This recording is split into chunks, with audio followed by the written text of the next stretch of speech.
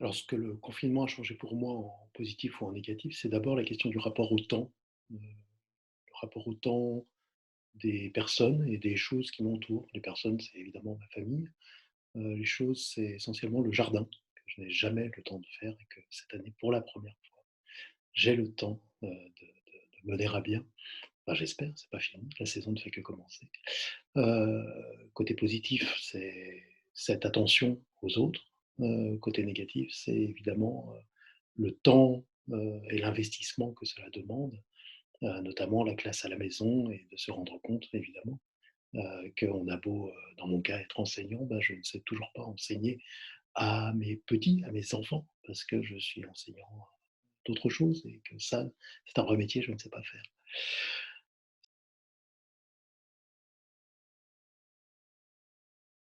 Sur ce que je fais, en cette période de confinement, beaucoup de séries, beaucoup trop de séries, un petit peu de lecture quand même, un peu de travail, j'essaie de garder le rythme, hein. J'ai la chance de pouvoir, télétravailler comme on dit, c'est-à-dire en fait de travailler, à mon domicile sans que ça ait changé, grand chose. Je maintiens une activité de séminaire avec mes étudiants une fois par semaine.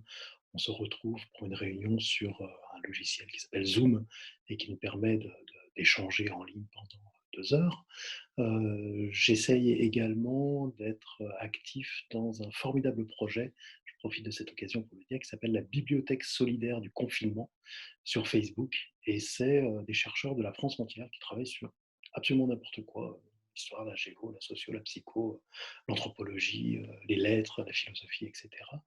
Et qui mutualisent leur bibliothèque. C'est-à-dire, si vous avez besoin d'un livre, et vu que les bibliothèques actuellement sont fermées, bah, vous avez toujours un collègue qui l'a à l'autre bout de la France et qui vous envoie des photos. J'essaie d'être aussi actif que possible là-dedans parce que je trouve que c'est un merveilleux projet, vraiment un merveilleux projet qui redonne un petit peu sens à toutes les dynamiques collectives qu'on essaie de tisser.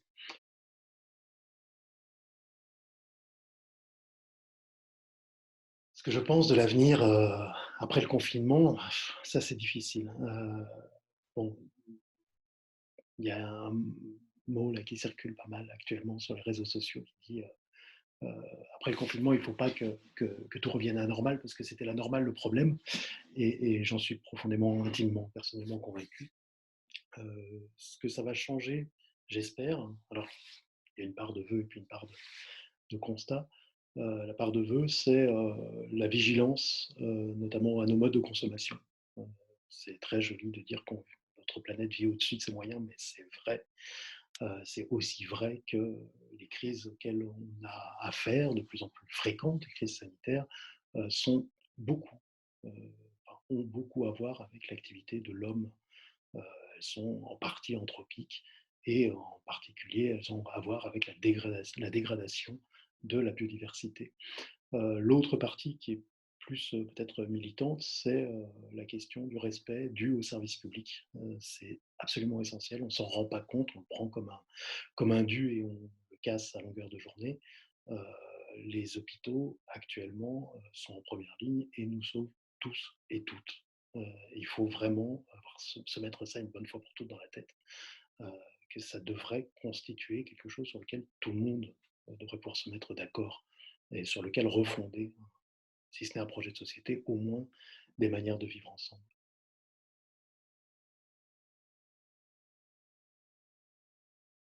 Une anecdote, ouais, c'est une anecdote assez chouette, je trouve, bah, aussi parce qu'elle a à voir avec l'utilité de ce qu'on est en train de faire, tout de suite maintenant là.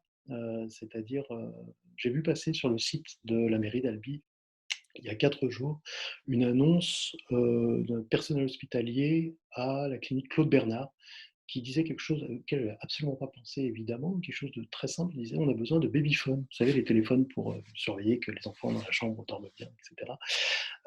Tout simplement parce qu'on ne peut pas se permettre d'entrer et de sortir comme dans un moulin dans les chambres des personnes, qui sont en réanimation notamment. affectés du Covid-19. Et il se trouve qu'on a un garçon qui maintenant a 2 ans et demi, n'a absolument plus besoin d'un babyphone pour dormir, qu'on accueille de temps en temps des amis qui viennent avec un tout petit, mais que ça arrive voilà, une fois par an.